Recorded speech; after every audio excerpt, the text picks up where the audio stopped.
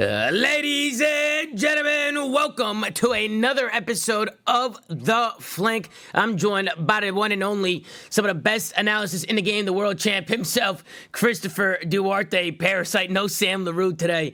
Ladies and gentlemen, he's on vacation. I'm also joined by the multi-world champion, a multi-champion, legend, the icon to the Call of Duty scene. Give it up for Patrick Price Aches. And of course, the executive producer of The Flank, who's currently in Saudi Arabia right now. Give it up for Ben J. Nassim. Gentlemen, what's going on? Ben, we'll start with you since you're over there in Saudi. How's it going over there, Ben? We haven't grouped up since you've been there. How you doing? Yeah, I mean, it's been a vibe. So I got here on Monday, so I've been here for 6 days. I fly out Tuesday, like basically midnight. So I have another full day here. It's been great. It's a super. This place is not what I expected. Because apparently just built up this city a lot in the last 5 years. The people are very nice. The food's really good. The event's a lot bigger than it may seem on stream. And I don't know. I've had a great time. Shout out to EWC for hosting me, Rab, Ace, and Trey on the watch party. And yeah, I'm excited to talk some COD with y'all. Hell yeah. It was a good event. Obviously, the event has some problems, and we'll get into that. But I think overall, just for the first World Cup, it was a great event, and it was a lot of fun to watch. So we'll definitely dip into some of these games in these groups and kind of break it all down. But Pat, how you doing, Pat? You doing all right? I'm doing great, Tom. Everything that I figured would happen at this tournament happened. It typically goes that way, you know. Mm-hmm. Every once in a while, we've talked about it, the roller coaster. It always comes back to as predicted, regardless of these anomalies. But Pat, Toronto got shit on, Pat. Yeah, that's fine. That's fine. Didn't they get Neslo though, Tom? Does that really shit on? Like, are we counting Neslos as shit on nowadays? Did they get Neslo or no? Did they get? I thought they lost a hard point. I thought they did. They did lose a hard point. So they didn't get Neslo. Slay didn't get Neslo. They lost a hard point. The series I watched, I thought they got Neslo, bro. No, I mean, I had the wedding yesterday, but yeah, from what I've seen. No, Ben said they got Neslo'd in the chat. They did not. Ben was saying they got soft Neslo'd. We're not starting a fight. We're not doing that. We're not doing this soft Neslo bullshit. What the fuck is that? Soft Neslo. Yeah, 2 S&Ds and a respawn. Yeah, okay. 2 S&Ds, 6-5 or whatever. That's stupid. That's fucking dumb. Duarte, how you doing, Duarte? You doing all right?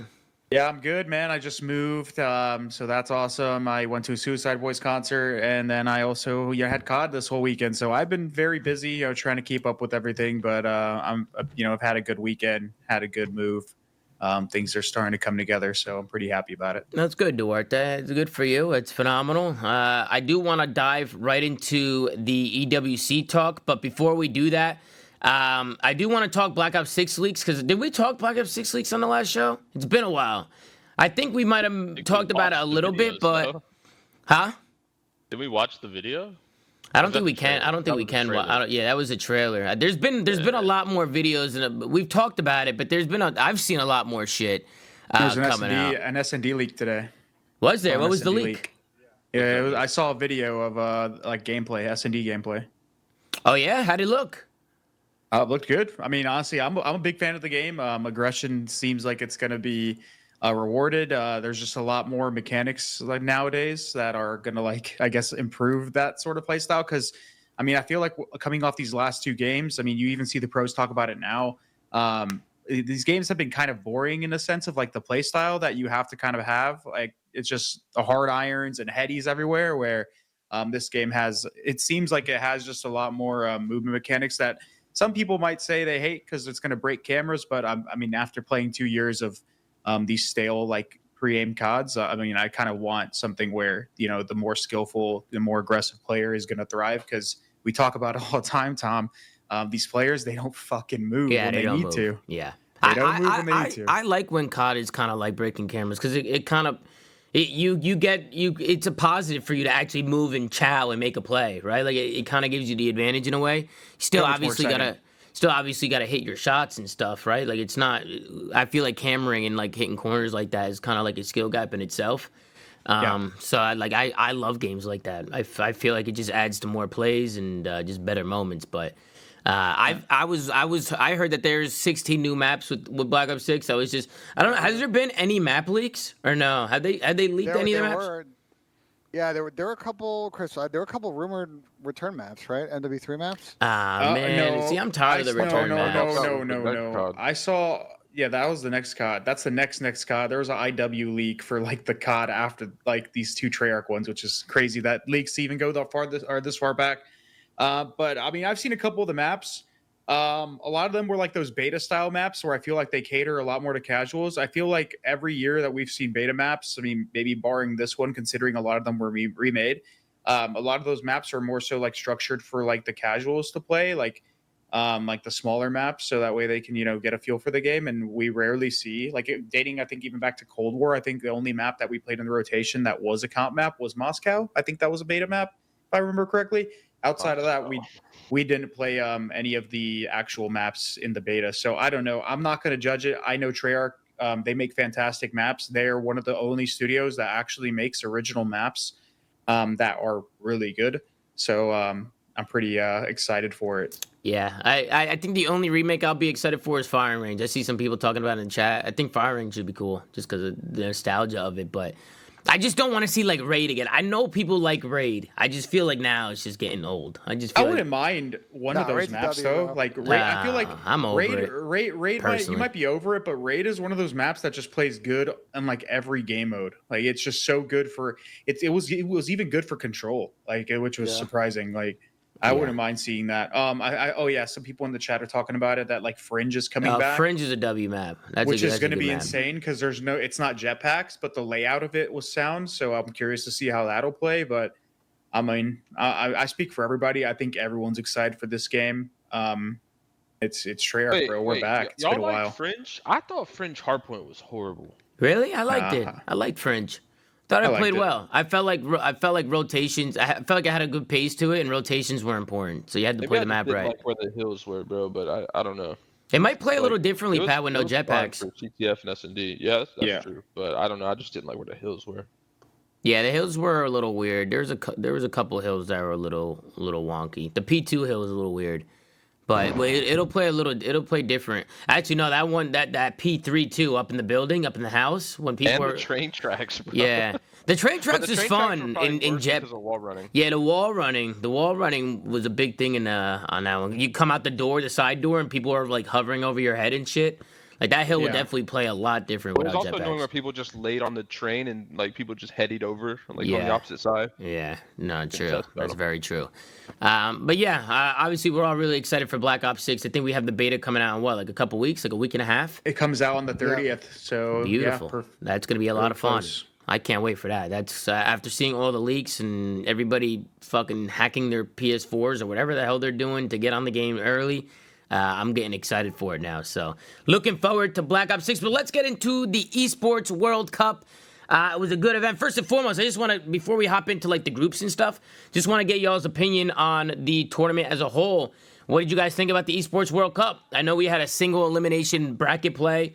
I also know that they did not play on CDL accounts, so we did experience some lag out issues and a lot of full resets, which I think was very frustrating for people.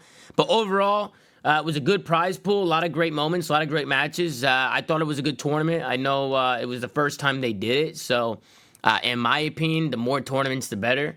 And obviously for the players, this is just a huge positive for them because they can get a lot more money in their pockets and they can compete and, make more cash. I think that's always a good thing for them. But what did you guys think about the tournament as a whole? Chris, we'll start with you. I was going to actually say we should start with Benton because he probably has the most unique perspective Ben, of the tournament since he was there. Go ahead, Ben. Why don't you start us off? So I'll say I think I want to get to the tech issues last because we need to give that the time that it needs, and I think that's a big piece on Activision. I think from the organizer standpoint, the resources around the players was as best you've seen in a tournament. Right, they're at their player hotel. They had their own 24-hour PPAs. They had a kind of a group player lounge with all the other esports that were in town, like StarCraft and FIFA were going on at the same time. They did hella media, which was excellent. I don't know if you guys are watching during the breaks, but the amount of ancillary content they did around this event was really, really sick. But things I think they need to improve, the player hotel is 40 minutes away from the venue. 40 minutes? With traffic. Oh, shit. A lot of traffic because of construction. So what happened, this is kind of a big thing on Thursday, was they had this opening ceremony where they introduced all the teams. But people that weren't playing until fourth match came for that 3 seconds and then had to go back to the player hotel to scrim and then come back to the venue. So like some of that functionality, like getting people closer to the venue, there's a bunch of hotels that are closer, like I'm staying at one. So the closer will kind of help with some of that warm-up issue. Now having PPAs on site and only having them at the player hotel is a little bit of an issue. But I think other than that, as far as like a first year thing, I think they did a pretty good job. There's things they'll fix, but I think overall it was a W. I didn't know they were that far away from the venue. I did hear that It's like 20 minutes, but the problem is that like where they're at, there's a lot of like rush hour traffic. Yeah, I think that the reason why I think that's a big problem is just because, like you said, the practice rooms are all at the hotel, correct? Like at the venue, you couldn't scrim at the venue. Or at least that's what I was hearing. The funny thing is you couldn't scrim at the venue, and their PPAs, by the way, were super nice. Like they put on 360 hertz monitors, I believe, at this tournament. The PCs that they had the PPAs and for this event were top of the line. So like resources wise, they were good. But I think next time what they need to do is have like a PPA facility on site at the venue for at least like the next 2 teams coming up. They can actually play and like scrim and get warm. Yeah, now, they can warm up. 4% chat. You can warm up before the match, but the problem is you have to time it and come to the venue. And it got a little bit better today because I think school was in session today. I don't think the traffic was as bad. It wasn't that bad when I came in this morning. But there were some days where people had longer trips just because of accidents and a bunch of other stuff. They just need to get them at closer hotels next time. Hey, you said school was in session today on a Sunday? Well, yeah, because their weekend's like Friday, Saturday. Okay. Was that the only nice hotel nearby? Is that what it was? No, there's a lot. There's a lot of nice hotels. Well, I think the reason they're staying, I think the reason they're staying at that hotel is because it's a very big hotel, and they need to like have rooms for all the players, rooms for all the PPAs, like all the stuff they need in the player hotel. I think like a space requirement's a little bit trickier. Mm-hmm. Pat, what did you think about the tournament as a whole, EWC? I mean, I think it did what it was designed to do, Tom. I mean, I think we all know the purpose behind this organization, this event, and I think it did what it needed to do. I'm glad that there's support for esports games or all esports, and I didn't watch much of the other stuff, but I mean, it's an 8-week, or is it 8 or 9 weeks, Ben? How long is it? 8 weeks, I think. I think last week is the final week, and there's a closing ceremony. I mean, we know what it's for, so we're not going to pretend, but yeah, I think it did what it needed to do. Yeah, I heard that the prize pool was supposed to be $4 million for this event, but Yeah, obviously I think eventually it's going to get there. They nerfed it because of champs. because of champs. Yeah. So Chris. my perspective, I like the tournament. I'm glad that there was another one at the end of the year, just to kind of like round it out and just give people another tournament to play for. The prize pool is just like coming from like our old days of not having that much money to play for. It's kind of insane. But also the tournament was fun. It was cool to watch. There was the amateurs teams there. A couple of them did beat some pro teams, so that was obviously kind of cool. The tech issues sucked, but I mean at the end of the day, I talked about it. This isn't Saudi's fault. It's not the Esports World Cup's fault. They're using the game client that we use at home when we're just like loading it up to play. And Call of Duty ultimately does not take care of its product properly when it comes to like private matches and stuff, especially, towards the end of the year. There's just a ton of bugs in it. So that's why you saw so many crashes and so many weird delays, which stinks. I think the one way to improve that is they should use the CDL tournament client and accommodate for it, especially now that we know. No idea. Because some people say it's because they didn't have accounts for all of the amateur teams, but I feel like they can easily just make accounts. I don't really feel like that's a excuse. The issue is that to support the CDL client on like the low ping is that they need to send like the Activision like Blizz IT team to go support the like service, and they probably couldn't figure out agreement. It's what I would guess is the reason why they're not there. Yeah, I was also going to say accounts in 3 seconds. Like I was also going to say they might. It's either that or they might not. Like, because like it's server selection over there. I don't think like they play on like normal servers, and they might just not even have a server out here or out there. So could be a whole bunch of different things. So I would like to see them change that, because obviously you saw some players come out with frustration saying they're playing on 12 hertz and all this stuff because the CDL servers that they use are just better than the ones they're playing on now. So I would love for them to see that. But also just in terms of like this event as a spectacle, I think it's awesome. what they put on for all of esports, because I think what they're trying to do is to make this event just huge. And they're trying to make it the biggest like esports festival in the whole world by throwing tournaments for all these games, and then obviously having this like club championship where all these teams earn like points. And I think, do the orgs get prize money? Like, do they get awarded money? There's a prize payout for that. I think Falcons won like 8 million or something. Yeah, exactly. So that's kind of insane. It was 7 million. That's crazy. 7 million. That's also insane. That's also something that I kind of wanted to point out, like for the viewers at home. Like everyone's saying, like Champs is bigger, but yes, 100% in our world of Call of Duty, Champs is huge. But when it comes to esports, if they keep building this thing up, which I imagine they will, like when it comes to just all of esports, like winning Esports World Cup for not only the organizations, but for like the teams is going to be a massive accomplishment. So just like for those people at home, like there's like discrediting it, I think it's just stupid. And like, I get it. Like people are just being haters, but at the end of the day, like this is a massive opportunity for a lot of organizations, a massive opportunity for players. And, these teams that are getting the opportunity to play for like such a huge amount of money, which could only grow. So, I'm grateful to see this happening for our esport because, the more the better is the way I see it. Can I speak to the dead crowd thing just because I'm here? So the way that the arenas are built, it's all like one giant kind of square building.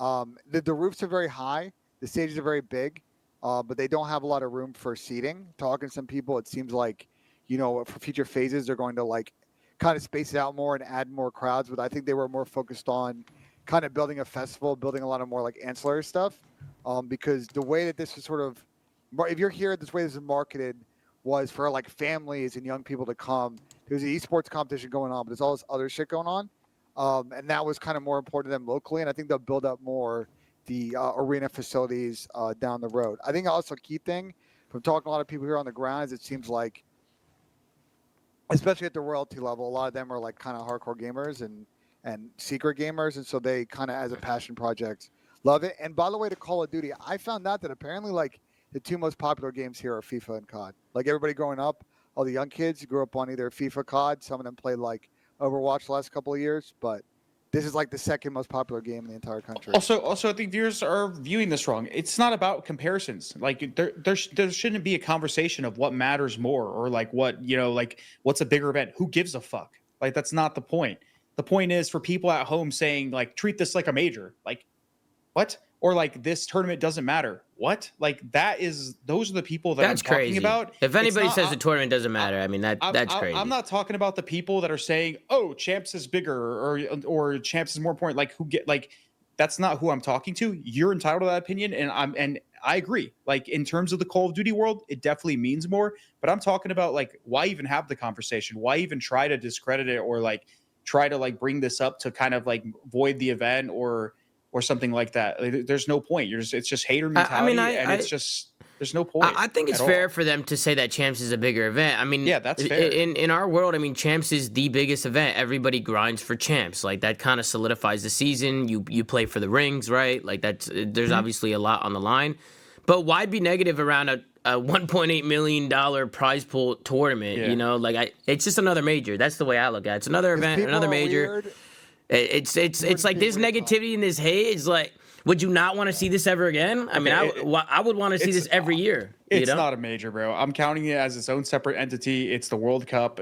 While the CDL is not Worlds, it's not. Yeah, you can look at it however you want. It's not that. It's CDL. It's CDL champs. It's CDL League. CDL champs. This is a World Cup. They're completely two different things. It's just something that's getting added onto, the year.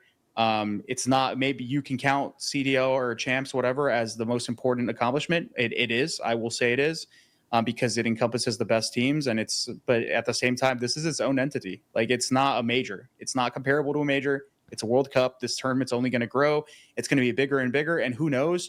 Obviously, with the CDL, they might interfere, to kind of try to keep their event ahead of the curve. But at the end of the day, this has more potential to grow for all esports, not just COD. Yeah, so it's a huge accomplishment. It's good for esports in general. It's just really good for esports in general. And if people can't see that, then I feel like they just want esports to fail. Like, who wouldn't want more tournaments, more prize money, more content? I mean, I see some people talking about, oh, there's no fans. I mean, there were fans, but there could have been a lot more, right? I think that's obvioally a critique, right? That could be a critique for next year, is to get more fans over there. And open up the venue, get more seats in there, sell more tickets. It didn't look like they had the space for it. They only sold a limited amount of tickets, right, Ben?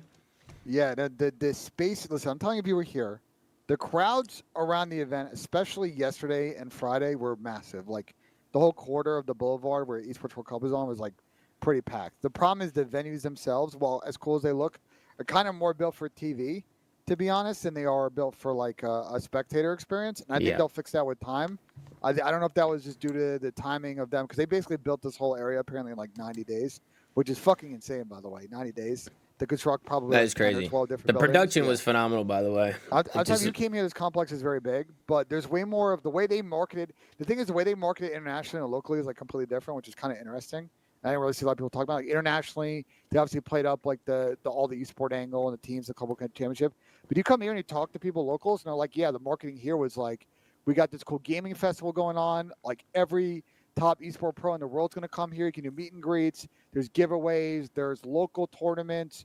There's female tournaments. There's all these sponsors and partners, merch, food and games. Like, it was just sort of it's just weird when you come here. Like, the local part of it is kind of an interesting angle that no one talks about. Yeah, I agree that the single I would like to see double elimination once you're in bracket. Like, I want to see I want the group play to decide who gets put into winners, who gets put into losers, and then who just doesn't make it at all.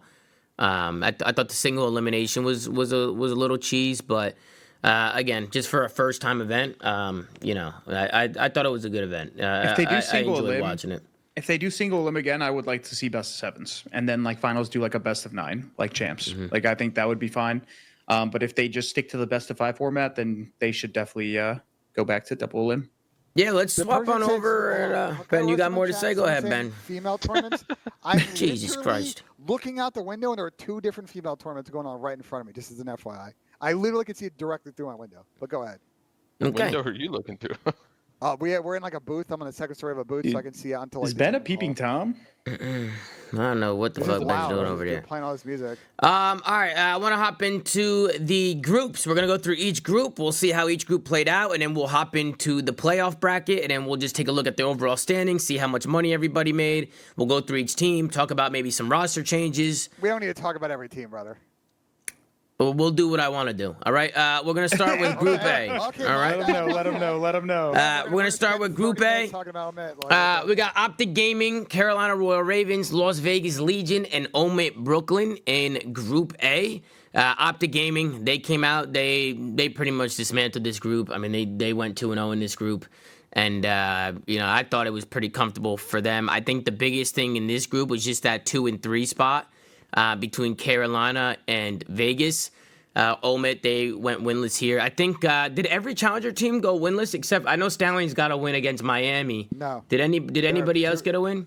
Listen, bro, I'm gonna say Boston is essentially a challengers team. Like, you can say they were a pro team because they were under the pro banner and they got picked up by all of Boston Breach, but like they were essentially a team that went to challenger champs minus Snoopy. So like them getting wins was also pretty much like a win for the challenger people, because a lot of people said, oh, dude, these guys all belong in challengers. They suck. Yeah. Blah, blah, blah. So they count.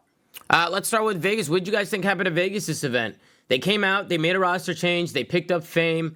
They obviously dropped Johnny. I'm going to be honest with you. I didn't understand the Fame pickup. They didn't drop Johnny.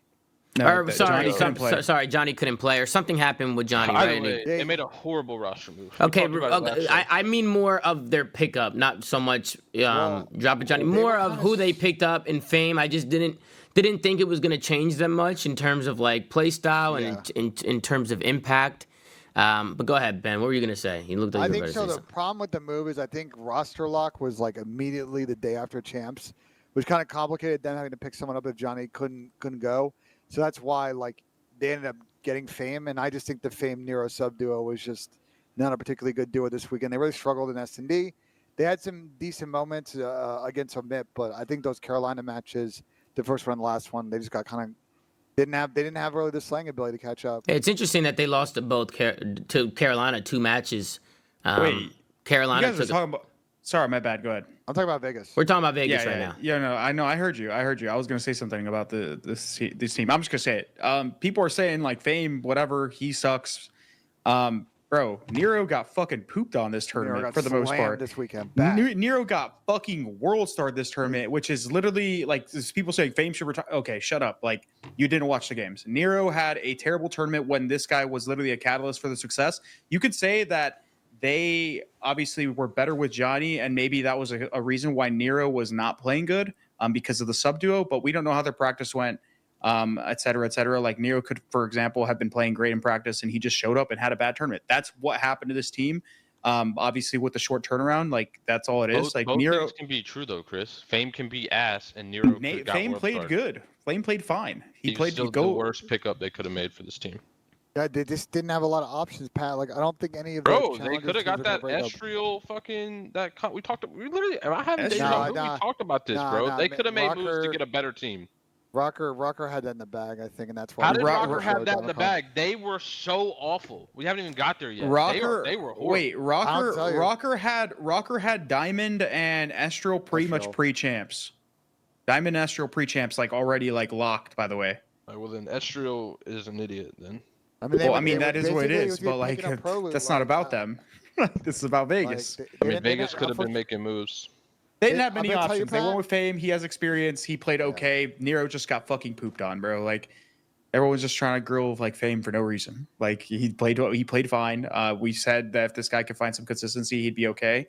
Maybe on that LAG team, you know, his team was not playing very good, so I also added to his inconsistency. But he came here. He played 3 decent games. He popped off for ZooMaa, which is whatever because it was ZooMaa. But he played all right versus Carolina both times. Nero just got stats. Can we bring a stats? Yes, I actually I will show you. Okay, I mean I have them up. I don't know where this like Fame defending narrative comes from. Fame is horrible, bro. Fame had a 1.0 on one of the times they played Carolina, and I'll pull up the second one. Oh, by the way, Nero had a 0.79, and then the first time they played them, let me find it. Chris is right, by the way. Nero got world star this week. Nero had a 0.62. Yeah, both can be true, but we're acting like Fame was some good pickup for this squad. He wasn't. He was bad all year in the CDL, and he was a bad pickup on this team. Okay, Fame played bad the first match too, but also Attach went out and said that none of us. You're not listening to what Chris is saying. Attach went out, and after that first series, he posted something saying that like shout out to somebody for helping us get our settings so we can shoot straight. So I don't know, they might have had some issues with their setups the first series, but Nero played bad in both of the series they lost. So listen, bro, I'm not saying Fame is the best player. I'm not saying Fame is the best player. Like I don't know why we're gassing this. I'm not saying Fame's the greatest player alive. I'm saying like people are literally just saying Fame is dog shit. Like, and they didn't watch the fucking match. Nero literally played like absolute garbage. Like, I think what you're missing is people don't have to watch the games to say Fame is dog shit. That's the point. Listen, Pat, you're not wrong. Over the course of the season, I would not put Fame in the top tier of SMGs. I do think that this is an emergency pickup situation. We got to kind of grade on a curve. Vegas tried it. I said that when the move happened, I'm like, there's a little bit of an awkward sub duo, Feast or Famine. Unfortunately, there's too much Famine this weekend and didn't get out of the group. I think the more interesting conversation about Vegas is what happens going forward. They had some promise this season, didn't make champs. Is this team just going to break up? It's a great question. I feel like that's the better conversation. They're arguing about fucking Nero and Fame at this fucking event. Yeah, I mean, I think Nero was a big point in this event because Nero was like literally God mode for them at champs. Like I felt like Nero was definitely an impact. I felt like his inconsistency really showed, and I don't really disagree with Pat when it comes to like pickups. I don't know. I felt like if you look at the drawing board, you maybe could have found somebody to kind of accompany Nero a little bit better. Didn't we say last show that I think, Chris, you said it, Fame was the safe pick? Isn't that what was said last show? I swear that's what was said. Fame was a safe pick because he has a lot of experience. That's why, and he's played with Attach before. Or sorry, not at champs, but you know what I meant. During the season. He's had experience the whole year in the pro league. It's a lot more plug and play, and then because they don't have much time, and he's also played with Attach before, so Attach clearly sees that he's not a bad player. Like it's just a safe pick for them. Attach might have to get LASIK or something. I don't know. I don't. Go ahead, Chris. You gonna say something? Never. I was gonna say, I mean, I don't know who they pick up, but like if Nero plays like that with whoever the fuck's on their roster, they lose no matter what. So that shit does not matter, like at all. Yeah, and then with Omid, they struggled. I didn't expect Omid to do anything crazy, to be honest. We can go over to Group B. We'll talk about Carolina and Optic when we get to the brackets. I'm mainly just going to talk about the teams that got eliminated here. I only wanted to say something about Omid. Spark played really well this tournament. He played really good in all their matches against the good teams. He was the only one that went positive against Optic. He had some high slaying numbers. He was keeping them in games a lot of the time. So, I mean, they didn't really do much, but shout out to Spark because he actually played great this tournament as much. He was doing what he could. So Agreed. Then we had Group B. We had Vancouver Surge, Cloud9, Gentlemates, and then G2 Esports. I thought Vancouver Surge. It's so weird calling it Vancouver. I thought Vancouver was insane. It fucking sucks. Yeah, it doesn't roll off the tongue like Seattle Surge did, but I thought Vancouver looked really great this event. They showed out. I know going into a lot of people said a lot of positive things about them in scrims. They were just always a very annoying team to play against online, and to see them come out on land and have a little bit of grit to them, even Abuza kind of shit talking and kind of letting people have it. I saw him going at it with Gwen's mom. That was interesting. Cloud9, obviously, they fell to Vancouver in groups, but they were able to get the win against Gentlemates and G2, which I think we all saw Gentlemates and G2 not making it out of this group, right? I think that was kind of the consensus. I didn't know if you guys had anything to say about G2 or Gentlemates. G2, not really too sure what happened with them. But I think it's safe to say that they still aren't making the right changes over there. It just seems like they're recycling and just kind of going through the ringer over there, and it doesn't seem like they're getting any better to what they were. And for those of you that don't know, G2 is Minnesota Rocker, right? A little bit of I know there's been some team names and some changes, so if anybody's confused there, that's kind of what's going on. But what did you guys think about this group, Group B? Mainly G2 and Gentlemates. What did you guys think? You want to go first, Chris? On the G2 side, I mean, I like the Linz Astral duo. I feel like when they were playing those respawns, they looked pretty good. On top, outside of that, the AR duo was once again just complete ass. I think Lamar played decent in one of the series, but outside of that, he kind of had a really poor group stages. I mean, we were all kind of surprised to see Lamar still playing on this team. I thought they were going to go or keep the Gunless. roster didn't have him, right? No, it had Gunless, I think. But either way, I was just honestly kind of mind blown. I don't know if this is the last time we'll see Lamar, but I mean, we've kind of all been saying this. Like, when is Lamar going to retire? And it's not like I hope that he fails or anything. Like, I love the guy, but his results just have not been there for a very long time. And yeah, I don't know. I like the sub duo though. Estro Linz definitely complement each other. I'm curious how that was in the comments. But anyways, on the Gentlemate side, goddamn, this team was pretty decent at search. But they were kill horrid in every respawn. A lot of them, they got even 100-point clubbed in. I don't understand. That's not like what the this story team was with doing. with all the challenger teams. They just had no idea what was going on, but they were picking up kills. On the talent front, I still will vouch for Cobra. I think that guy is a shooter, and I hope to see him be considered for a league spot next year, because I think that guy has a lot of potential. He's a shooter. I think Harry was playing pretty decent too at times, and I think Bance had like a pop-off search moment or something. But overall, this team was pretty lackluster. I will say though, it was cool to see Gotaga, the old French phenom back in the day. I still remember him from Modern Warfare 3 and the Deserto days. Watch partying, he was like having insane amounts of viewership for the Call of Duty the Twitch page. I think he had more than like Scump, which was fucking insane. And they were like, crazy. I think all French viewers. So hopefully those guys stick around in COD for whatever reason, because those guys they bring the viewers, bro. That shit was crazy to see. Yeah, it was cool just seeing Gotaga's just name being brought up again, because I know when back in our era of COD, he was a big name. He played a lot, and just to see him have his own team and get that whole fan base in there was really cool to see. That was cool. But Pat, what did you think about the Group B? What'd you think? Any surprises? I felt like this one was pretty straightforward. No surprises, other than maybe Cloud9 losing to Vancouver. I thought might have been a little bit of a surprise, but I mean, Vancouver's a good team. It doesn't shock me that they were able to take down New York. But what did you think, Pat?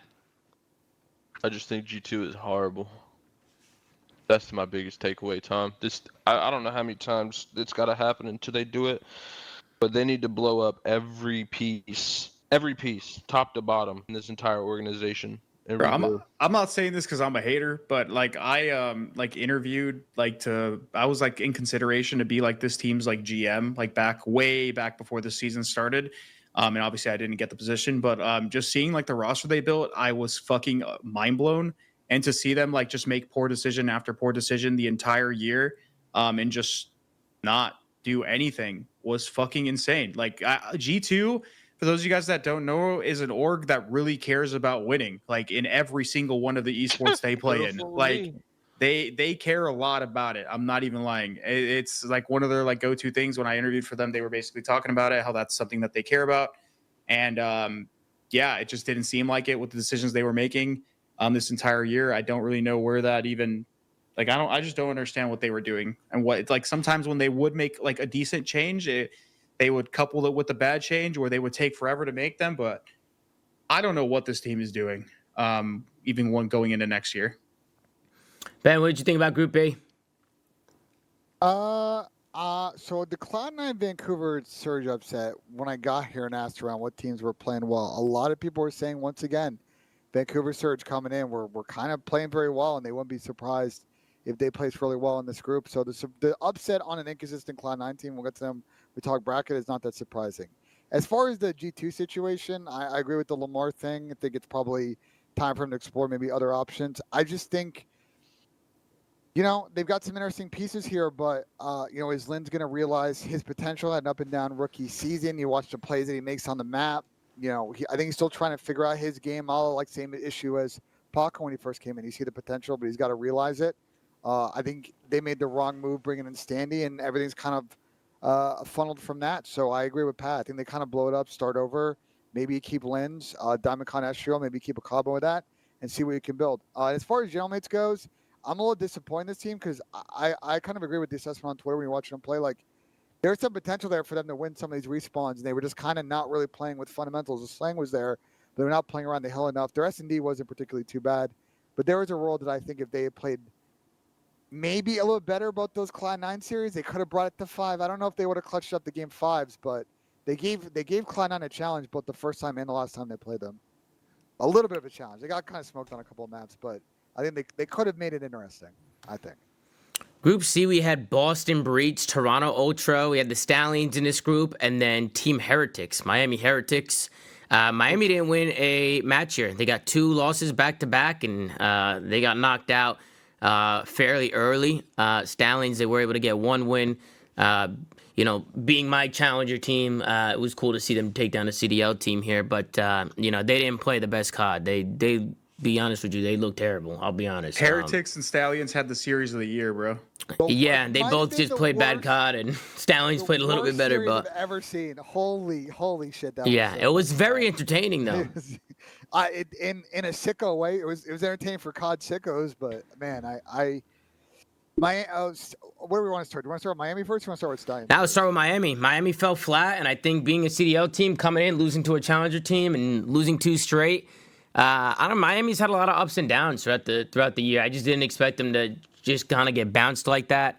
What are your thoughts on them, Ben? I mean, what are your thoughts on Miami? I mean, that's just their issue, bro. Like, we've now seen their sort of full LAN experience this season. They went 2 events without winning a map. They went on a decent run, and then got kind of slammed last 2 events. They got to figure out in this offseason if they're going to stick with the full Spanish thing, or they're players they can bring in to be more consistent, because it's up and down. You don't know what you're going to get from a day on them. Maybe you can kind of ground out these winners bracket to make winners bracket online, but you just never know at an event. Like, this shit is not going to be conducive to them making it to the weekend or making it to Sundays.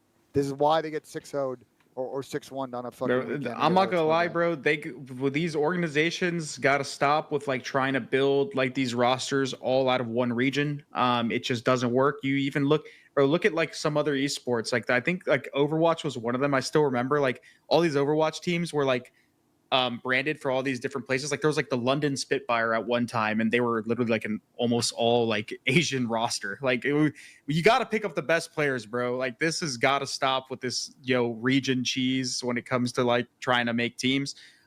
However, there are options. There are some other good players out there from the Spanish region that they might be able to pick up that maybe could change the roster. Shout out to Rencor and Super. There's some challenger players that are, have played well in the past for in challengers, but outside of that, I mean, there's not very many options when it comes to that region left. So either they're going to have to try to experiment with a couple more Spanish players, or they're going to have to just, bite the bullet and, start making these mixed teams and get better players. Yeah, I agree. Pat, what did you think of Team Heretics? Were you surprised to see them lose to a Challengers team? I mean, I wasn't surprised, no, but it's still embarrassing. I mean, Chris, you talk about like other people to try out, bro. Like nothing is moving the needle. Let's be honest. This team is just this is their peak. I feel like if they're Spanish, no Spanish, like I just don't see a roster this Heretic squad's ever going to put together that's going to be good enough to consistently win. So no, I wasn't surprised. I mean, I could also argue that Heretics is just a challenger team that's in the CDL because of the 4 Spanish setup they have. So no, I'm not surprised. Yeah, that's why I said going into this tournament. Though, Pat. I mean, congrats. They got smoked. Yeah, Stallions are all former pros for somebody that did say that. But it's different when you're in challengers. I feel like you don't really get to play the best of the best teams. You don't progress as much as the CDL teams. I feel like CDL teams throughout the year progress a lot more just because they're playing the best teams. They get a lot more experience playing the best teams on LAN. Like they get a lot more reps, if anything. You get punished way more. So like you actually learn just faster. like learn way faster. While like if you're a better challenger team, like you'll get to a point where you cap out at like the skill level that you can play, the ceiling as we call it, and you can't get better because you're just like already the best in that area. So there's nothing to improve on. You don't really find yourself finding ways to improve. Yeah, and I don't want to sugarcoat it with the Stallions. They played like shit, and they're a lot better than what they showed. I mean, they know that. I mean, they even were talking in the DM. They all know. They were saying it. We played like shit, this and that we could have played so much better, and it sucks. I mean, they came out, they got a W, but it just fell shorter than I think they would have liked it. So. I'll always be proud of them just for obviously qualifying, making it there, and obviously getting a dub there. So, shout out to. How'd you like that it was the Stallions? Bro, it was cool. Honestly, just seeing like the Stallions up there with like just seeing the name on the list with like all the top organizations and stuff was just really cool to see. I think it's always cool seeing like crossover between challengers and pros, just to kind of see the difference between the two and maybe get some upsets in there, which we saw. So I just think it leads to like exciting matches and exciting moments. So I thought it was cool to see. But yeah, definitely a disappointing finish for the Stallions as well. We'll obviously get to Toronto and Boston in bracket. We'll take a look at Group D. This is going to be the last group. This one has our champions, Atlanta FaZe. Of course, we got 100 Thieves, Lure Gaming, and Team Falcons. FaZe, they come in and... hilarious in retrospect. Yeah, FaZe, they come in and dominate the group. They also go on to win the whole event. We'll get there. I think this was a big event for FaZe, man. Really big event. I don't know what would have happened with this team if we'll get there, but I don't know what would have happened with this team if they didn't win. Lure Gaming and Team Falcons, I think obviously Team Falcons being the home team, a lot of people wanted to see them do well. But they fell short, and then Lure was the challenger champs, and these guys fell short as well. So it was a tough finish for them. I think 100 Thieves and Atlanta FaZe were the in retrospect, looking at this now, Ben, seeing the 2 finalists here in the group. It's just a psycho group now. But I watching Team Falcons, bro, those guys are really good, but they just don't think. At least watching them play, like I feel like they're really talented. They're very jittery and they challenge everything. And I like that they play with confidence, but sometimes I feel like they just need a little bit more teamwork to catch up to like some of these top teams. I don't think it's a talent thing with these guys. I think they can shoot. It's just other things. Talking to people in the Falcons org, I think this was just for those guys in particular, like the most important, biggest games they've ever played in their career. And I think some of them just didn't meet the moment. I think it just comes down to either continuing to grind in EU challengers and see if this team can get, some consistent results and kick it on from there, or do you figure how to get them into NA and start getting some NA challengers experience? I think they just got to keep with the progression level they're at so they can realize what I think they might have as potential or they might not. It depends how serious you want to take it, but I think getting them to NA would be a good shout. You get more reps, more practice. It's just better for them in terms of player development. Until the scene kind of grows out a little bit more. But, I definitely think if you want to try and progress, I think coming to NA is a big thing. they need to come to NA, but at the end of the day, I'm gonna say it again: the region cheese is just not a thing. Like, we got to get rid of it eventually. Like, if these guys do come to NA, like, their players will progress, their team will progress, but eventually there's going to be people that are going to fall behind and they're not going to meet the moment, and they're going to end up having to get dropped. And they're, some of those players could potentially end up getting on better challenger teams. Like, I think the XNID guy, he was kind of shooting pretty well against some of these teams that they were playing, and they weren't playing against slouches. Obviously, they're playing against the champions and the runners up, and then Lore was pretty much the best challenger team, going into the tournament. So when it comes to shooting, I mean, that XNet guy definitely was not bad. But on the Lore side, I just feel bad because I feel like they draw the group of death. Like, for example, no shot to your team, Tom, but I feel like if Lore was in that group with Stallions, I feel like they could have, or instead of Stallions, like, they could have actually potentially gotten out of groups, because Lore, for example, they won champs and they ended up beating the team that is Boston Breach at this event, minus ProLoot, with Snoopy now. So maybe it would have been a tougher competition, but like, there's a world where they could have got out because they did win champs and they beat that roster minus one of their players. So it sucks the way the group went for them. They had to play super tough competition. It is what it is, but I feel like they just changed anything though. Like, I feel like even if if you swapped them in Stallions, I think it's the same result. Well, no, they could have got out. I'm saying they could have beat Boston because they beat them at champs. Okay, yeah. Well, sorry, I'm sorry. If you switch them in Boston, I think it's the same result. They get in terms of in the bracket. If they, I'm saying yeah, that's fine. But I'm saying they could have still made it further. They could have made some more money. They could have maybe had another opportunity to show out. But I'm just saying I feel bad for Lore in this case scenario. I will say Paul X, that guy's a shooter. I feel like something that's always held Paul back in his career is his mentality and his mental game.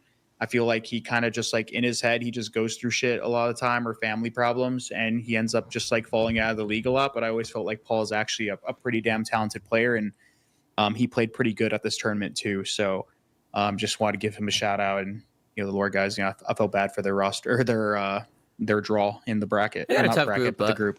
Yeah, got to beat the best to be the best. It is Yeah. what it is. If they got an easier group, maybe they could have got the bracket, made some more money. But they do got some good players over there. I agree. I thought Paul impressed me too, Chris. Paul looked really good.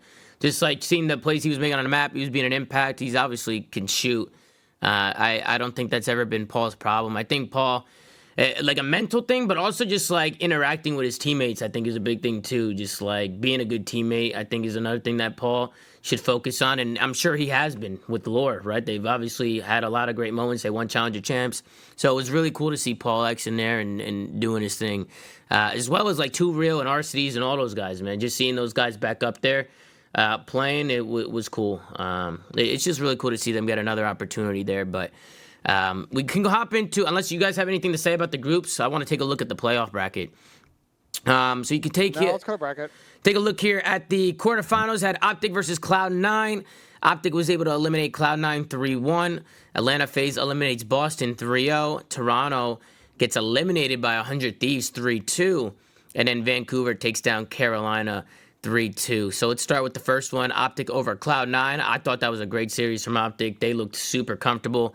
I was trying to watch this at the wedding. I was at a wedding, like trying to watch this game a little bit. I wasn't able to watch all of it, but Do you have a drink in one hand and your phone in the other? yeah, well, I was watching a game when we were like, I was the best man, so we were like taking pictures and stuff. And whenever I had some downtime, whenever the groom was taking pictures with the bride, some downtime, I would whip out my phone and watch as much as I could. So it's kind of hard to watch, but from what I saw, it looked like Optic was pretty comfortable. I was able to catch the first hard point, and just Optic in the respawns, they just seemed super confident, especially coming off the champs win.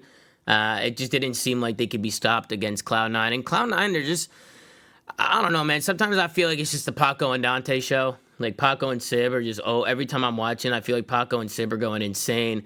And then Skies is kind of doing like the insight thing where, the interactions aren't really there. Like, I think they're all great players. It's just sometimes it doesn't seem like they're stepping up as much as they need to be. That was one thing with them in MW2, right? You saw Kismet and you saw Skies. Like, when they needed to step up, they stepped up. And sometimes I felt like I didn't see it this year. And I felt like that's where Optic took advantage. But what do you guys think? I mean, I'll say it now because the season's over. Like, if you talk to anyone about this team, their practice has been inconsistent all year. And inconsistent practice leads to inconsistent results. And I'm sure you're all not surprised to hear that, considering how inconsistent they were online and inconsistent on land. I think they're going to head into an off season. We'll talk about it. Like, I think Skies and Kiz, I think, are probably up for discussion about upgrading there. I think the tough thing is Kismet, I think, stepped up a lot towards the end of the season. He had a fucking weird champs, like a pretty bad one. But they still like made good results. But he played decent at this tournament. I think this team just, I don't know. They have like a systematic issue. I don't really think it's a personnel issue for the most part. Like they just find a way to throw away a lot of advantageous situations. And it feels like when it comes to a lot of the top 4 teams, they just have matchup things where like they just don't match up well against this Optic team. On top of that, their S&D game, like it just hasn't been as good as it used to be. At that one point where they were pretty much running the fucking league in terms of search. But this series in particular, man, against Optic, Kenny had a fucking insane series. I'm still remembering that first hard point where he popped off. But he played really well for Optic. And on the Cloud9 side, like they just didn't really have anyone playing too good. And ultimately, I still feel like they could have won that Rio hardpoint to force a map 5, but they kind of choked it at the end where Shotzi made a play and they pretty much ended up crumbling right at the finish line. So tough shit. I mean, Optic just had C9's number pretty much the entire year, and you know it kept going here. Mm-hmm. Pat, what did you think? Optic took down Cloud9. What did you think about Cloud9's performance? Kiss his ass. That's what I thought, Tom. He struggled this year. I thought of the champs. I expect this team to make rostered moves. I don't know about you guys. I think this is. We were talking about this before. Y'all were like, Ben was like, FaZe need to change. This team is the one that needs to change. We'll get to FaZe in a bit. I am the only reason I don't really support that statement, at least when it comes to complete changing or maybe even dropping somebody, is that they had a great year in Modern Warfare 2 and then Modern Warfare 3. They struggled, but still had like decent results. This could just be an off year for a player like Kismet, for example. And on top of that, when it comes to that upgrade perspective, I don't really know where they could potentially find upgrades that are actually, you know, tangible, that are going to be 100% guarantees to make this team better. Weren't you high on Ghosty? Yeah, I was. Ghosty for Skies. Okay, that's Kismet had his moments, chat, but he was still inconsistent, chat, in my opinion. Kiz was the one well, hold on. Kiz didn't want to shop. He shot back in this series, but he's talking about the whole year. But again, like I said, they need to be tangible. Like that's what I'm saying. Like you can say this guy should join this team, but if that's not a possibility, or said team won't let him go, or contracts, like that's something that is just not possible. When it comes to Ghosty, like just so I get this out of the way now before we give all these roster change takes, I think Ghosty would be a great replacement on a team like C9 or even Toronto. But is that even a possibility? I don't know. I don't know if I would. If I'm Cloud9, I probably wouldn't change. I mean, who are you gonna get? Besides, I mean, Dan Ghosty maybe, but like I don't. That's exactly what I'm. Not gonna stick, Tom. That's exactly. You don't think they'll stick? No, I don't know how. Who are they gonna get? Who would you get? So like Kismet and Skies are not bad players. Well, because we haven't talked about Toronto yet. Toronto's in the same situation. They could swap players and put people in new situations and improve. Hydra, Kleenex, Scrappy, and Sib. It's just not gonna happen. That is never happening. It could, unless one team wants to go a route where they are intentionally spending less because they want to save money, so they want to get rid of some of their superstars that they can't afford anymore, then that is the only way that will happen. And that's why a team like Thieves blew up last year, is because Thieves wanted to cut back on funds. So they pretty much literally got rid of their entire roster and signed a whole new one. That also didn't help. But like, you get what I'm saying? Like, that is the only way something like that changes, or like weird free agency periods, which we've already talked about that. That's not going to happen. But like I said, there are very few upgrades in these cases that they could make and only if those people are available, they will make changes. If not, they stick together. Like Kismet had a bad year. Like if for people saying drop Kismet, he had one bad year after having an insane year last year. If he has another bad year this year, if they keep him, okay, then maybe, drop him mid-season, drop him at the end of the season. But like one bad year, and you want to drop him after they just got second at champs and even won a tournament. How was he in Vanguard though? He was good. He was on that New York team with Hydra and Crimson them. They literally came back. Didn't they win one of the tournaments Didn't they win the New York one, or did they get They won second? the Pro-Am, didn't they? Oh, the Pro-Am. They won the Pro-Am, yeah. and then they ended up bringing back the roster. The So reason I know the they reason brought. why I'm asking how good was Kiz individually. he though, was in good. The comparison? reason why was he was on good, or was he just like average? That's he what I'm was asking. good. He was good. The He reason was- why he he was stayed fine. the He was reason fine. why he stayed on the roster after Vanguard was because he was good on that team. They brought in him. They brought in Paul X. New York started playing well. They won that Pro-Am. They started doing better at the events. He Like played very good. Listen, he played very good at the New York Major, and was a big reason why they ended up qualifying for champs and making that run. exactly.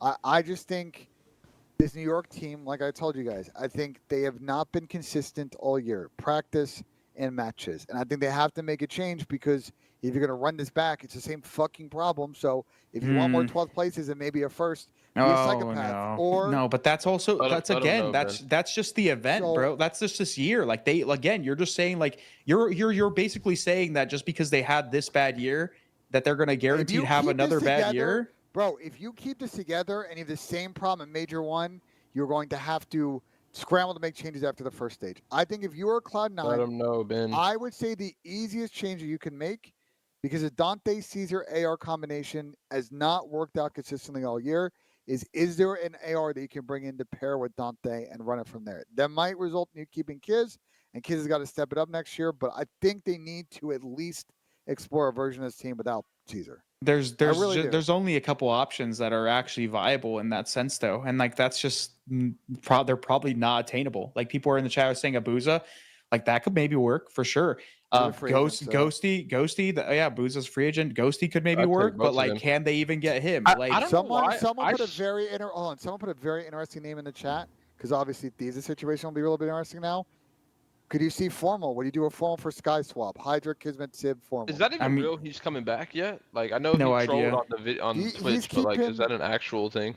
The way he's talking about it is, Pat, is I think he's doing a little bit of a master class as a finesse master herself. I think he's doing a little bit of a master class finesse here, trying to keep all his options open. You know what I'm saying?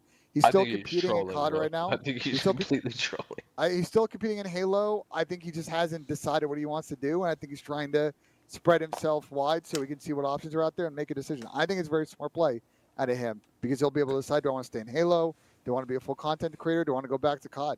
It's a smart play. But I think he could fit on this roster potentially for Caesar, if you think about it. I don't think Formal likes Halo, bro. He might fucking chalk that shit up, dude. yeah, it's also like wondering if they're gonna like want to play with him, after him not being in COD for a bit. Listen, I think Formal could easily come back and play, and he'll get good, but like that's just another risk. When this team again, like I don't. With the roster that they have now, I don't know if they take a big risk. I think they're going to go for a safe pick if they do make a change, and those only safe picks I think that we can see are probably Abuza, Ghosty, and maybe if something happens with like Toronto and Insight. I couldn't imagine wanting to come back and scrim COD every day. People are saying Slasher, but Yeah, I it don't, sounds I don't, I don't- miserable. Like after like he's in a good situation to do People, whatever. people Like, I are couldn't people are imagine saying him wanting to do Slasher that. because Slasher's Slasher could a work. storied player who's like you've been pretty good, but again, I don't know these pros views on like a person like Slasher anymore. Like, in terms of his stock, so that's also a possibility. Then we could move on to the next match, Atlanta-Boston. Boston just got pooped out. I don't think there's much to say there. They just kind of got railed. Wait, Boston hold had on. a chance in the first map, but that was about it. Yeah, the first map they were up, and then FaZe made Then the they had to comeback, put and then comeback after to that, FaZe on yeah, the after rail. that it was Something that chalk. happened though that I think we should talk about before our last episode now or between is the Boston org. Ben, do you have any insight on what's happening there? So from what I know, there's supposed to be a meeting of the board to decide the future of the organization. It's unclear if they met already, and it's unclear the result. But at the moment, there's no new news on the situation with Breach. So do we expect Boston to just be no more then? I think we'll find out more this week on what's going on there. Or what do you? I'm asking like what you expect to happen. I have no expectation, because a lot of people just don't know. There are some people within the organization that are trying to see a world in which some of the assets kind of keep going, but it's just unclear at the moment until the board meets.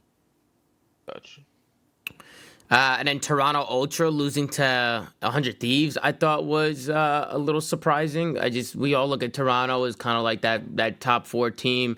Thieves was never really in that question until now. I mean, Thieves had a great place at Champs. They got to the grand final here. I think the progression with Thieves just throughout the year has been great. I know JCap took a step back from the coaching position. Shane got in there. And just to see like the confidence these guys are playing at, they play at a good pace. That's what I like about LA Thieves. Like especially like Joe. Joe's really stepped up for these guys. He's been insane. Chris, you said it before. Joe's not really the type of guy who's gonna drop like the craziest stats, but he's a super impact on a map. Like he's got a nice shot on him. He's not afraid to chow. And He's I feel baby like Abeezy to a degree, bro. Like yeah, that's, it's easy kinda to play funny how around. they're like best. It's kind of funny how they're like best friends. They play all the time. It's like they have very similar play styles where they just get the fuck in there, bro. Like they're just flying. So yeah. And I think with Toronto, I think the subs are inconsistent. I think they're just up and down. I feel like when one's doing good, the other one's getting pooped on, and vice versa. Insight again, like sometimes I just feel like the interactions, the damage. I just want to see him get involved more. I think Scrappy's a great player, but I'm gonna rip the Band-Aid off, Tom. I'm gonna rip the Band-Aid off. It's the fucking Toronto boogeyman all year, bro. It's been their thing, since they've seen their struggles. It's S&D, bro. This team in S&D was fucking not the best, which is surprising because they have players like Envoy, they have players like Insight, Scrappy. Those guys love S&D. They play S&D chows. They come from the S&D. Like they've always been pretty good S&D players, but their S&Ds have pretty much let them down. Even in this series, they lost 2 of them. I think they started to play a little bit better at Champs. They had like a couple S&D wins, but they prior only lost to that, a couple searches at Champs. The yeah, problem at Champs. But I'm saying was Hardpoint. They were not that good. But prior to Champs, they were not good at search as well. They were not, and they were not that good during the online stages. Like I'm talking about what ended up knocking them out and completely ending their year was something that's always haunted them for quite a bit, outside of maybe Champs, was their S&D.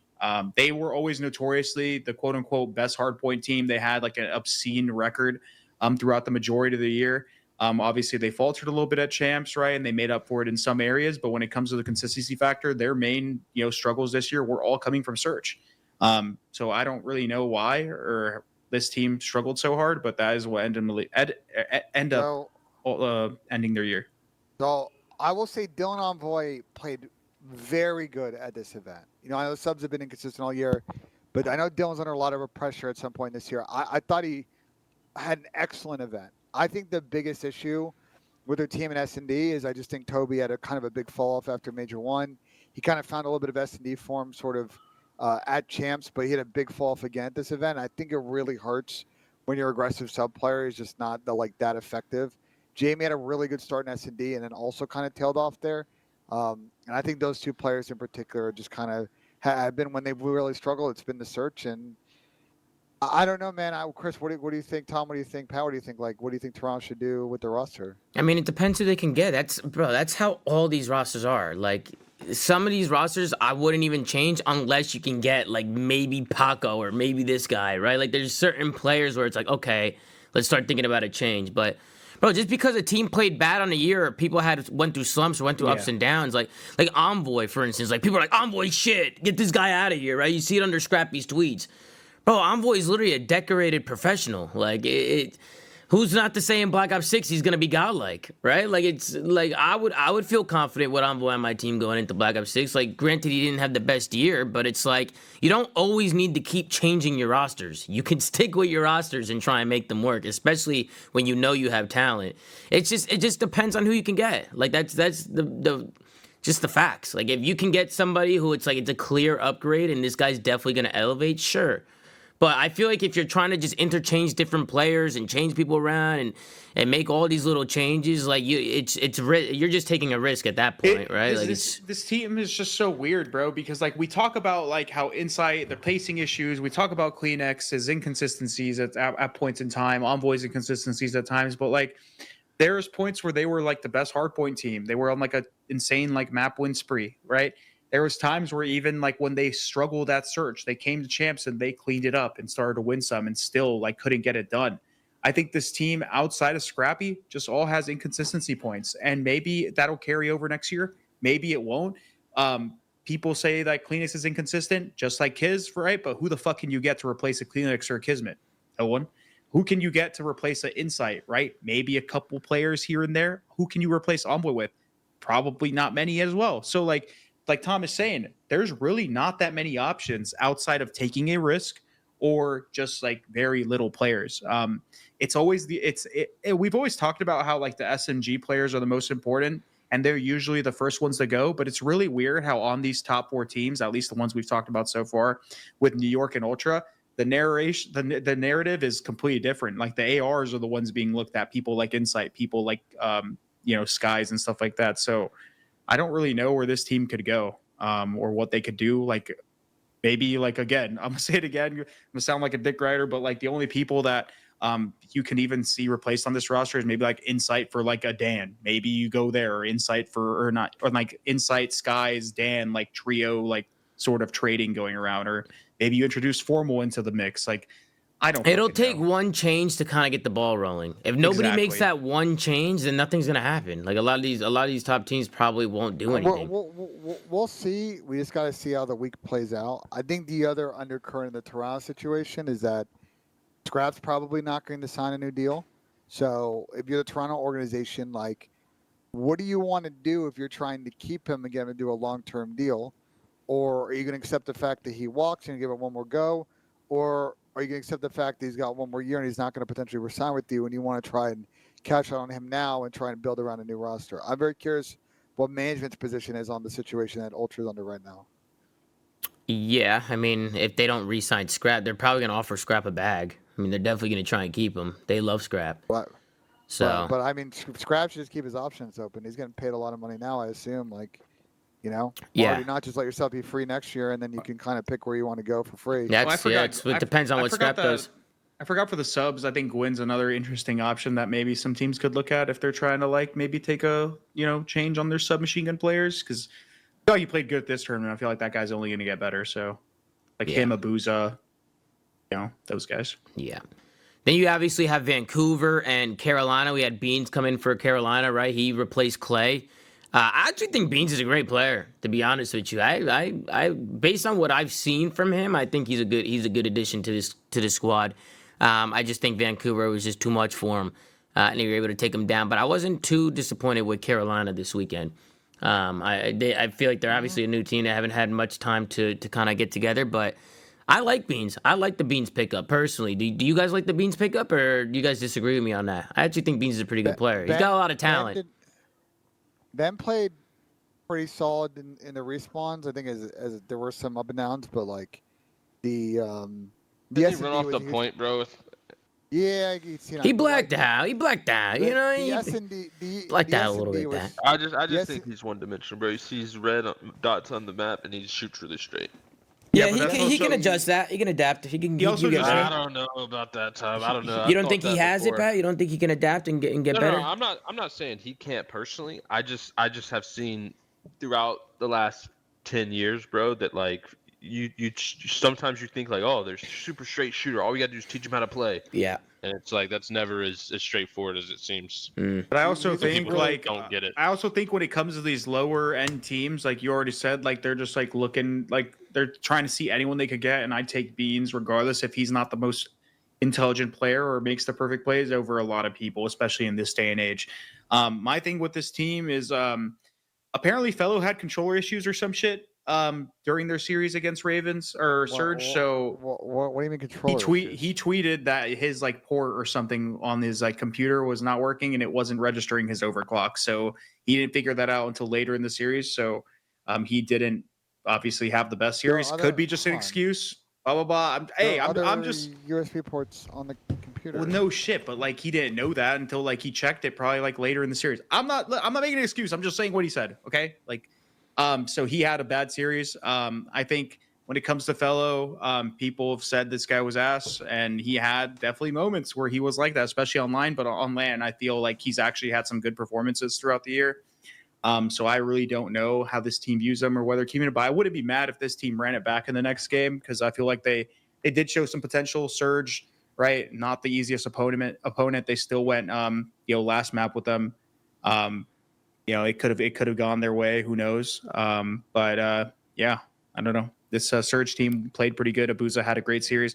I will say Abuza's good, man. Even though Brezzy didn't particularly play like the greatest in their series against Ravens, I think Brezzy had a good tournament. He played pretty good against the Thieves today as well on one of the maps. So in 04, I feel like that kid has a bright future. He has a lot to learn, but he's shown promise. And then Abuza's obviously been great. So I don't know.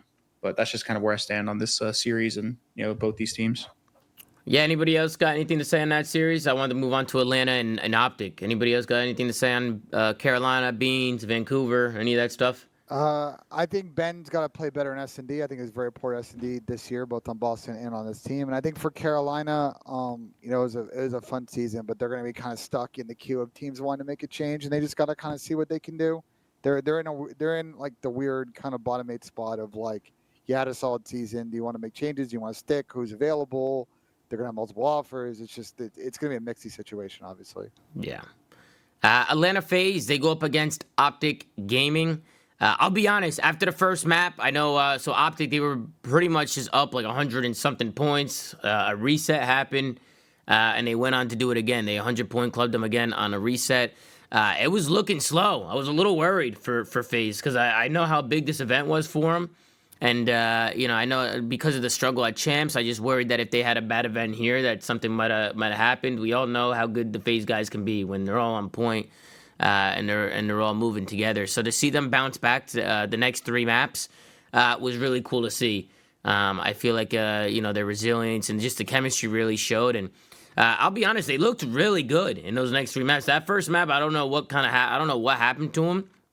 I know Atlanta FaZe against Optic this year, they have a really good record. I don't know what the exact record is now this year. I think it's they're 7-1 against them or 8-1. I don't know. 7-1, just like the score of Brazil. So just like matching up against them, like they match up really well against Optic, and I thought Optic just after Champs, like after that first map, I thought for a second this one might have been chalked. But just to see them stay composed and bring it back and win those next 3 maps is really cool to see. I think it says a lot about them just as players and as individuals. So obviously congratulations to FaZe winning the event as they go on to beat these. But I think once they beat Optic, I think that was like, okay, they're going to go out to win this event. Like I think that solidified it, at least for me. Like after they won that, I was pretty confident they were going to go on to win. I may have been the only person on our watch party. I was like, we'll see about Surge and Thieves, but Tom, I think you and I both know that the FaZe guys obviously were extremely disappointed with Champs. Yeah. I think there's a lot of individual playstyle things that they had to work on, and in particular, Abizi and Celium. And those are the 2 players that I think this weekend really produced the most. I think Abizi, especially early on in the week, was just insane. And MC in particular today. He played great, man. He played insane the best today. I've ever seen him. Probably the best that he's played since Cold War Champs. And at pace, too, like if you were watching his arrow on the map and the way that he was playing, he was getting hyper aggressive. That came at the expense of Chris. I think sometimes having to play a little bit slower in respawn to kind of fill some gaps. But, MC was taking all the challenges in the world and winning them. And when he does that and Abizi is kind of putting pressure, you saw the sub base, Tom. Optic were a great sub base team. But FaZe on bad side kind of survived the first couple of hills and then blew them out to win the series. That's one thing I love about the FaZe boys is like they take criticism really well. Like if somebody's playing like shit, like nobody's ever scared to just tell them like, hey, you're playing like shit. Like even with Celium, right? Like, yo, you got to play faster. Like in this situation, you got to do this. In this situation, you got to do this. And I think just him just taking that criticism and adapting says a lot about him. Same with Abizi, like just finding he was insane today, bro. Abizi was crazy. When Abizi's winning his ones, especially at the pace that he plays at, it just kind of opens up the map for everybody else. I felt like his consistency was really showing. I can't say enough good things about Simp and Draza. I thought Simp, obviously MVP of the year. Draza was probably one of the best players on FaZe this year. So just to see Celium step up, Abizi step up, everybody step up, and really get these guys going was cool to see. I know these guys had a lot of team talks. They've gone through a lot of ups and downs, man. Competing is hard, man. When you're losing and things aren't going right, things can get toxic. And I think it's a good thing when you kind of rip those band-aids off and just be as toxic as possible and just try and let everybody know, like, hey, this is what's going on. This is what we need.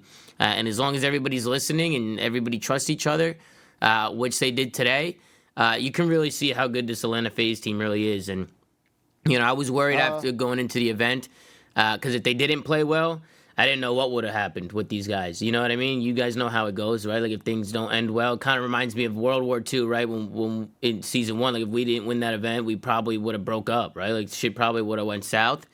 So just seeing them get the W here today was awesome to see. It was cool, really cool to see. When I was, because on the flight do here, I had to stop over in Atlanta, so I actually went to the facility for a bit. Before Shout out to I had my Crim6 flight in to the Paris. chat. Yeah, shout out to Florida to go. And so I talked with the team before their final day of scrims, and like, you know, they were talking to me, and they felt like this is the most confident they had felt since Major 2. They felt like the talk they had in the week after champs was very productive. They felt like people were doing a good job working on individual issues. The trust was good. They had felt really good about their map pool, especially Invasion S&D, Subbase. And obviously those became important maps that they ended up closing out the tournament on. And yeah, to your point, like I think if they lost this event, you know, they would have explored some changes. But now you look back at their season, yeah, you get 6 at champs, but Maybe exploit some change. Maybe exploit some changes. I mean, even that goes back to my original point. Like, who can you get? You know, like everybody on the team is so talented. It's like, you know, who's even available? Who can you even get? It doesn't matter at this point. I think if you're FaZe and you look back on the season, you won 2 events. You played poor champs, which is I think really disappointing this season. But I think the big takeaway is that gap from champs to now, when you guys put in the work as a team to work on the issues and it resulted with you guys winning, you guys know now the formula to work on those individual issues, and it gives you confidence going into next year when your rival team who won champs, who also won 2 events, you had this 7-1 record against them. So I think that Optic FaZe dynamic with both those teams sticking is going to be really interesting going next season. Yeah, Chris, Pat, what did you guys think? Atlanta FaZe took down Optic. They went on to win the whole thing, took down Thieves. I mean, what did you think about FaZe? And Optic, both of them. They look good in those. They look good in those 3 maps. When it comes to Optic, I mean, yeah, they didn't, end up performing up to their standards, especially coming off a champs win. But I'm not going to look too far into it. I mean, it's one event. They did win the big one. It is what it is. FaZe has had their number all year. I mean, it is what it is. So when it comes to Optic, I mean, Shotzi just had a terrible series. Outside of that, I mean, FaZe played great. They did what they came here to do. They put in the work to work on those issues. I think Celium looked phenomenal this tournament. I mean, a lot of the time we talk about his pacing and how it potentially hurts his team, but when he's when it is working and his play style is working, it's very effective.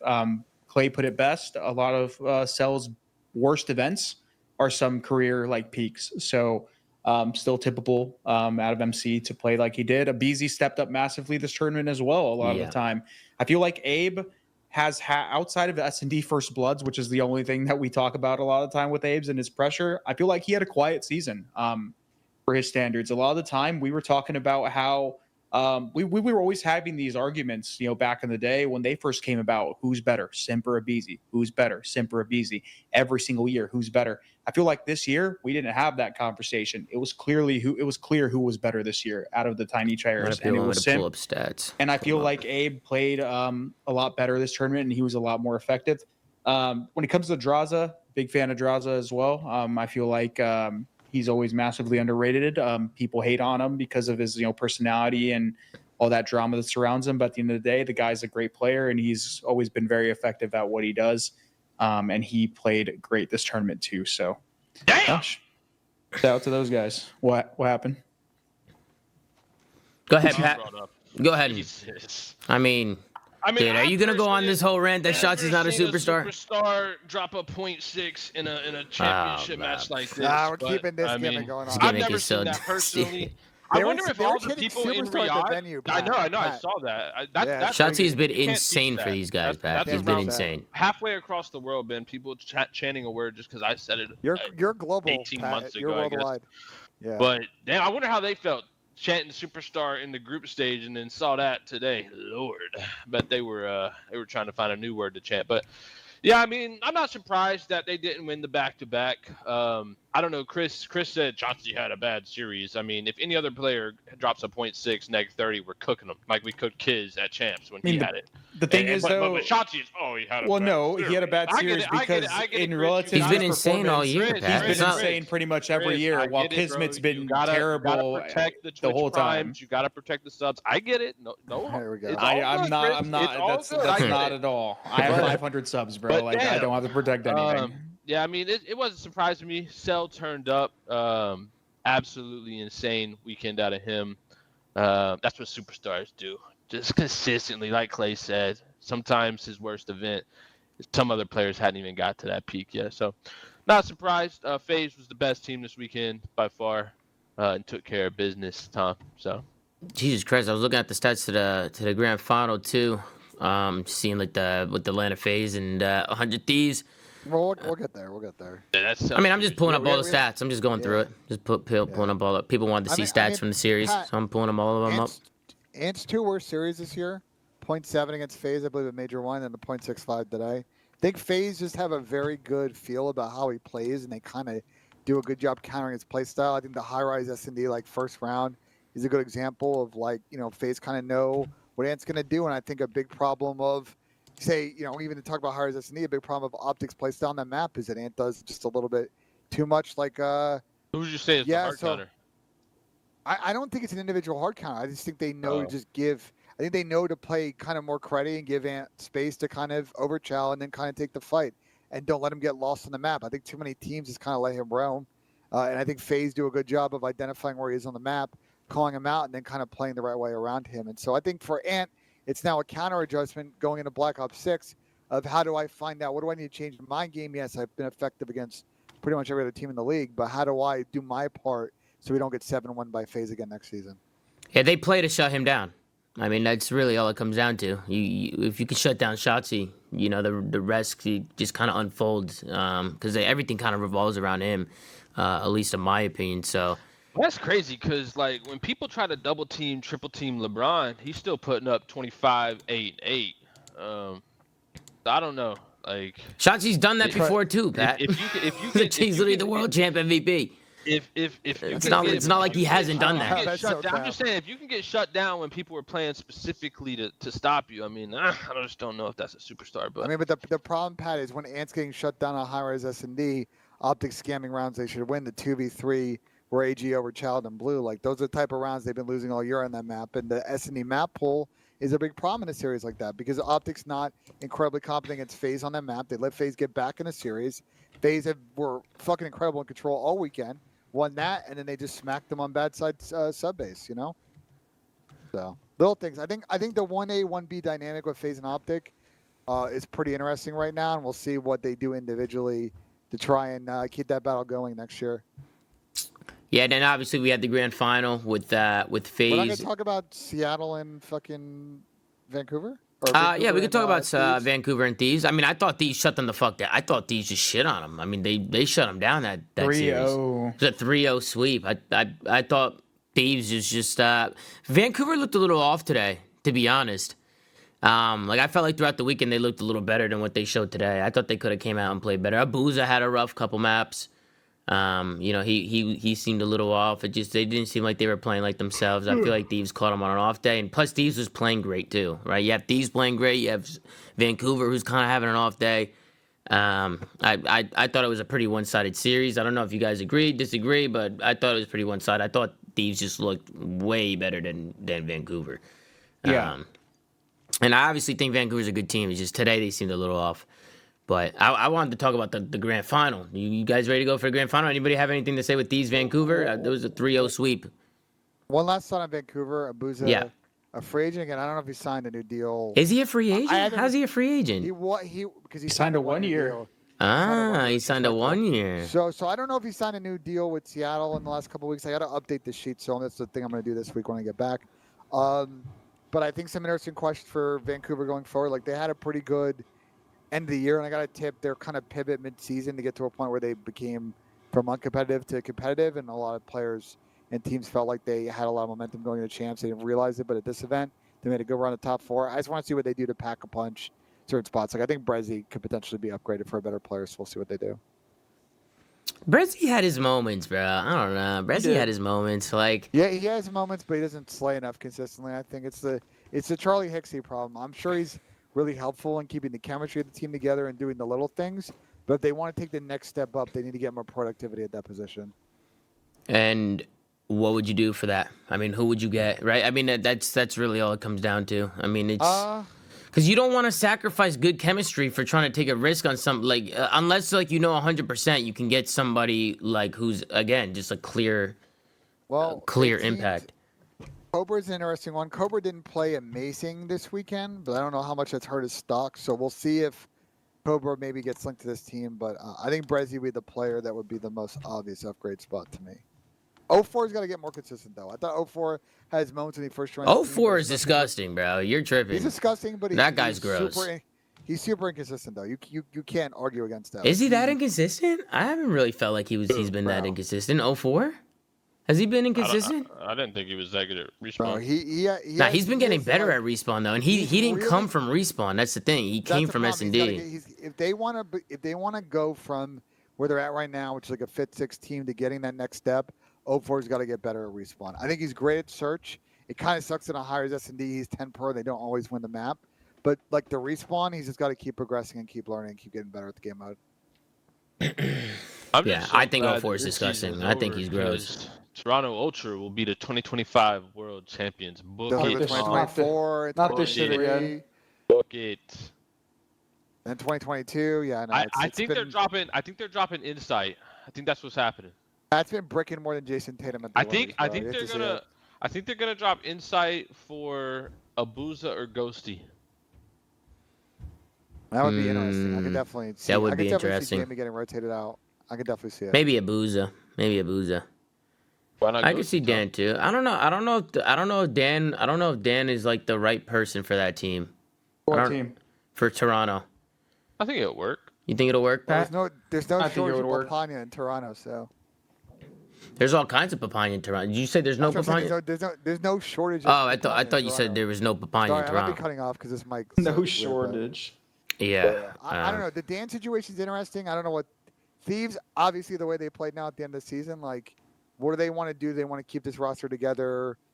What is the conversation with Dan about better situations? Like, I don't really know what they want to do. He's still under contract, I believe, so it's not like he's going to leave for free.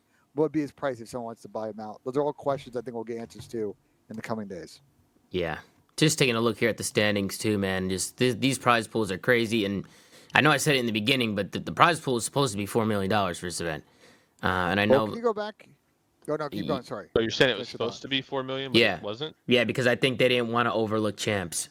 I think that's that. At least that's the rumor I've heard from a bunch of different people. Oh, that makes sense. Yeah, just under champs for each thing. Right. Can we talk about the grand finals for a bit before we talk about prize money? Is that okay? Yeah. You go ahead. I'm just pulling stuff up. Of course, go ahead, Ben. Yeah, go back to the grand finals series. I thought this was a very interesting map set.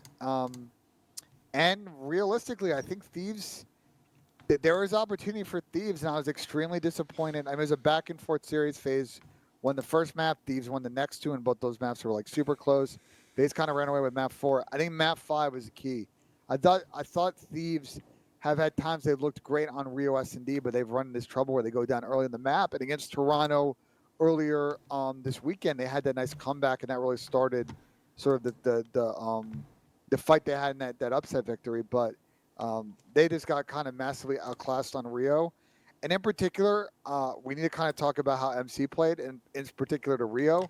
I mean, bro, the plays that MC was making consistently in this series was outstanding. And when he's kind of in that form, especially on Rio, where he's kind of holding the outer lanes, he's getting open picks, and he's kind of supporting the sub players, providing a lot of aggression, like they're just impossible to beat on that map. Yeah, this was a big moment for MC here when he got this clutch here. Abizi was also phenomenal in this map. He was crazy. Just getting control mid map, just that presence that he has mid map. I just feel like he was just terrifying the other team. He was just terrifying these. Fucking scam this, by the way. I don't know why he's jump shot on that, but MC also, and it's not shown in this clip. MC was like literally holding the A push, and he quick pinched this for the retake. Yeah. And then Tyler staying alive was really key because it gave MC time. MC got a pick. You see he's already on a 1 kill. Gave him time to get to the stairs and make this play.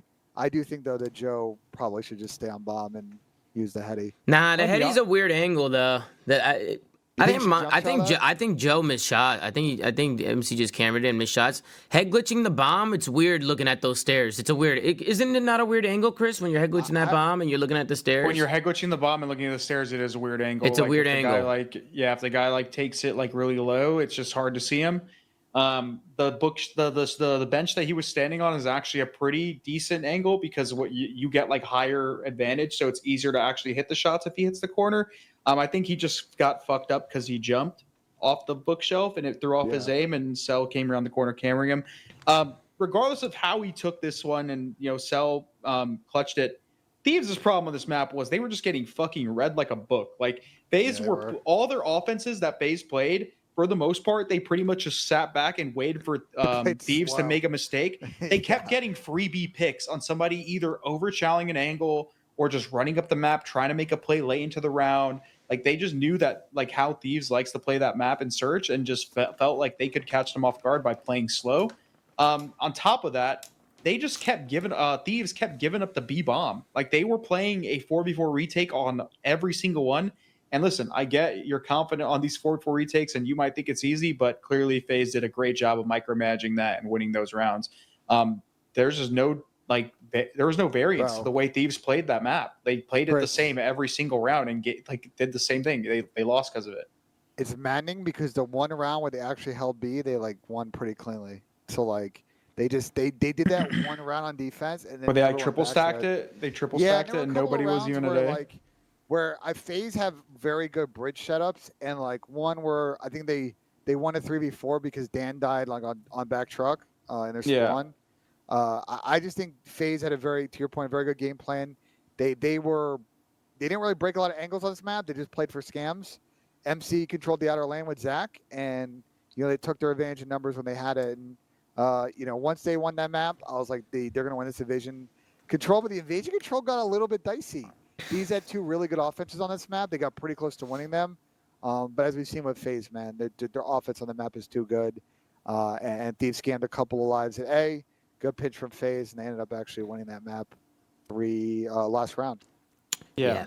Big win for Atlanta FaZe this weekend. Really big win. I mean, you guys have any other final thoughts just to kind of wrap just the Esports World Cup, wrap up the whole year? I feel like this pretty much solidifies the year now. I feel like now it's over with. Can I say one more thing, Tom? Yeah, of course. The floor is yours, Ben. This situation, bro, like, I'm so tired of people in this community on Twitter and on Reddit talking about players like they are unable to adjust or work on their play styles. Like, this event is a classic example of a player taking criticism and working on it. Just like in the last event when people criticized AG in Major 4, he adjusted and worked on his game, and he was phenomenal at Champs.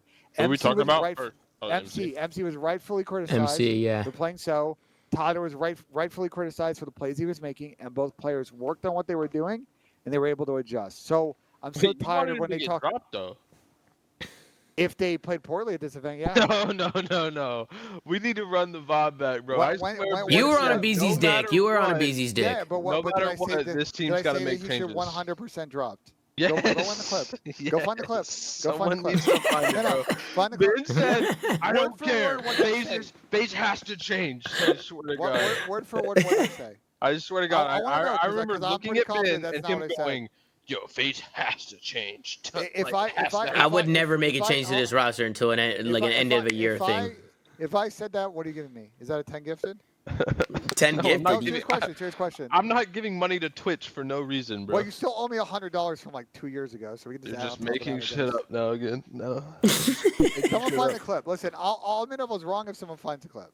Bro, Tom, do you remember it, bro? I remember I'm staring at him on the couch, and he's saying, he's in his rant. He's like, I don't care. FaZe has to change. Yeah, I just know he was always on Tyler's dick. I just know you were always on his dick. But I mean, someone sent me the clip, bro. I mean, listen, I also think it's important, like, with the FaZe boys, like, sometimes it's good to just, be honest, like, BZ hasn't had, like, the best moments. Same with MC, like, yeah, sure, the KD's looking great, right? But there's been plays and moments where it's like, man, he should have done this and should have done that. And so, like, some of the mistakes that they were doing is just, like, unacceptable, bro. And it's like, you got to be honest with these guys.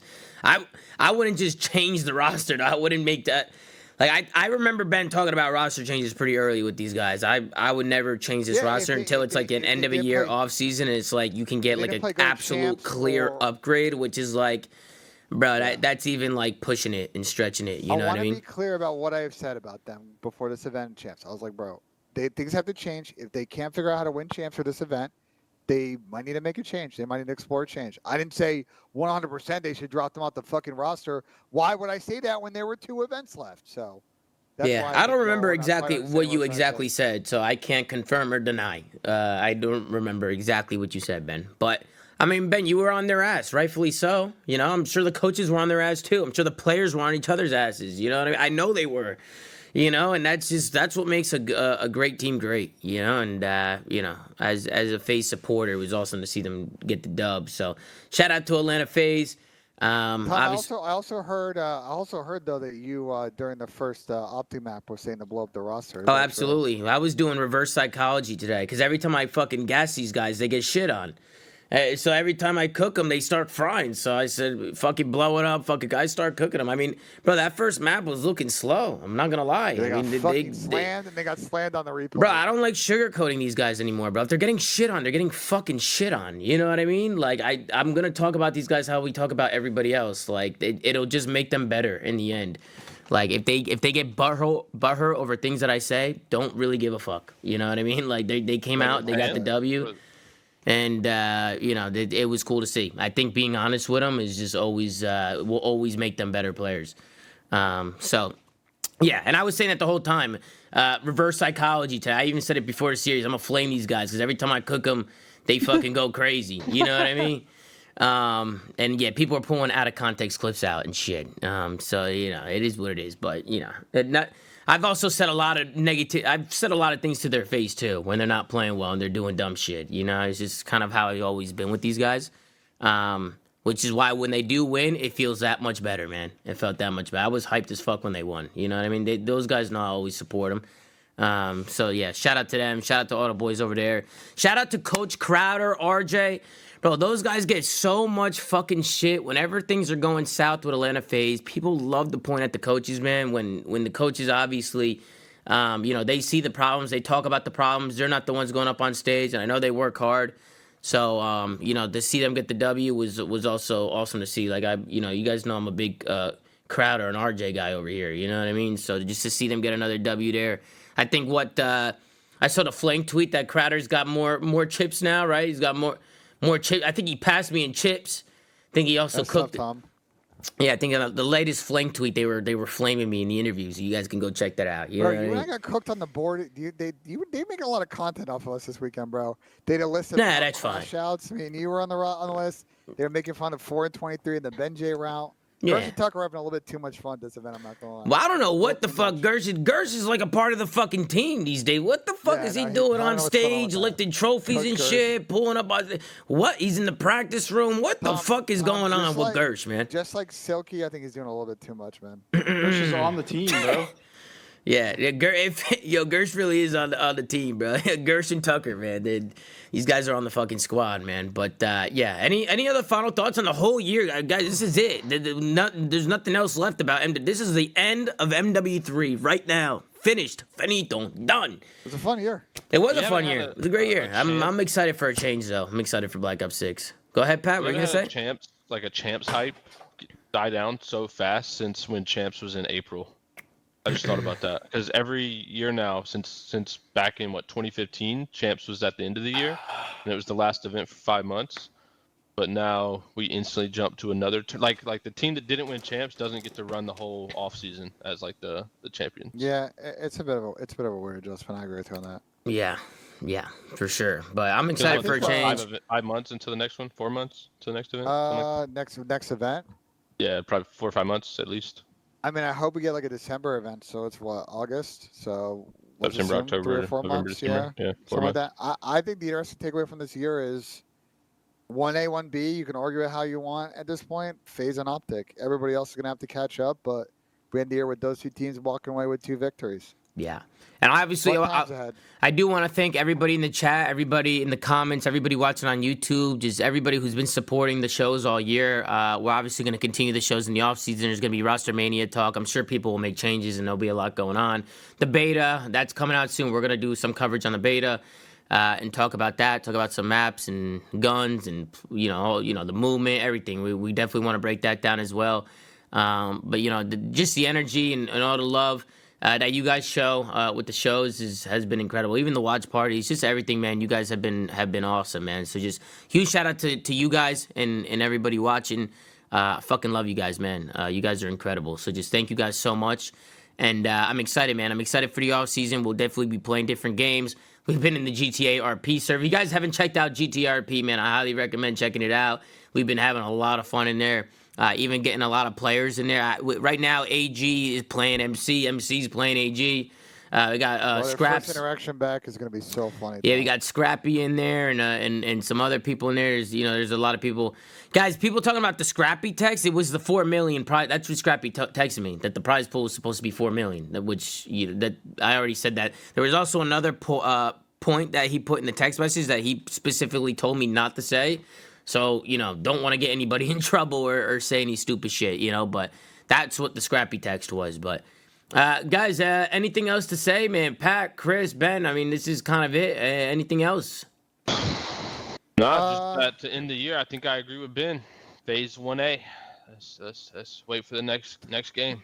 I'm gonna let y'all argue that out. I think I'm excited for Black Ops 6. I think there's a bunch of adjustments to the league format, and I'm excited over the course of the next few weeks as we cover Rostermania, cover other news. We kind of talk about some of these off-season topics. Yeah, and we'll get Sam back on the shows as well. I know he's away right now. I know he left yesterday. He's on vacay. So shout out to Sam LaRue, aka Octane, the human turd. We'll get him back on the shows as well. We missed him today.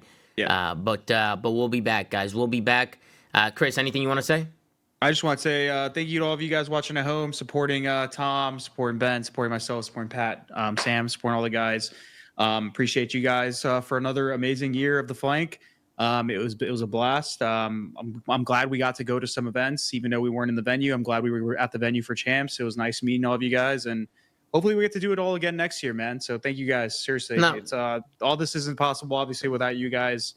I know Tom says that every single day. He's the best community in the business. So thank you for always supporting us, man. Thank you guys. Yeah, and I think bro, it was really refreshing to do watch parties on Twitch. Next year, I'm pretty sure we're still on YouTube, so obviously we'll continue the watch parties on YouTube. But it was cool for EWC to be on Twitch and just spend some time over here. I felt like that was giving me some throwback vibes to what year were we on Twitch? I can't even fucking remember. Was it Cold War? Vanguard. Or Vanguard. Vanguard. There was a couple years I was doing full webcam, no gameplay. That shit was crazy. That was crazy, man. That's kind of when the Call of Duty watch party started. I started the watch. I mean, watch parties. I didn't create fucking watch parties, but in Call of Duty, I felt like I did. Yeah. So it was that was an interesting time doing full cam watch parties. You know what I mean? People said Modern Warfare 2. Not Vanguard. Oh, Modern Warfare 2, yeah. If you were in the Cold War full cam, no gameplay watch parties, man, you're a real one, bro. I mean, that was just like, that was crazy doing full cam gameplay like that. Or, sorry, no gameplay. But it's been a great journey, man. It's been a crazy journey. And I'm excited to just keep making shows and keep getting into it, man. Thank you guys again. Make sure to like, comment, and subscribe. If you're watching on YouTube, go to anchor.fm/theflank to check out all the audio sites around. Go follow @theflank on Twitter. Kurt's doing a phenomenal job running socials. And as always, guys, just thank you guys for being awesome. I love y'all. All right, take care. Brush your hair. And we'll see you guys next time on another episode of The Flank, man. Later, guys. Peace. Peace.